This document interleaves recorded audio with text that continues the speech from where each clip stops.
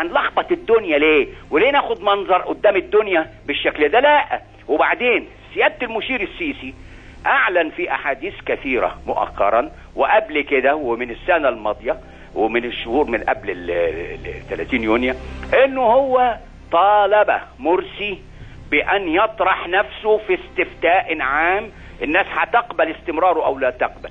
طب يا سيدي، في ظل النصوص الحالية عايز تقدم عشان تعرف حجمك الحقيقي، وفي الاستفتاء اللي كان مفروض كان يتعمل زمان اهي فرصة هتيجي دلوقتي. مش بقول لسيادتك يعني ان انا معرفش هو يترشح ولا مش هيترشح، انما الذي استطيع ان اقطع به على وجه القطع واليقين ان الرئيس مبارك لن يرشح نفسه ولا هو ولا اولاده ولا حد من عيلته ولا حد من طرفه. لكن انا بتكلم هيبقى منظرنا مش لطيف، مش حلوة. خلي العالم كله يعرف. اهلا وسهلا. طب ما انت في وقت من الاوقات ايمن نور اترشح وهو كان في السجن.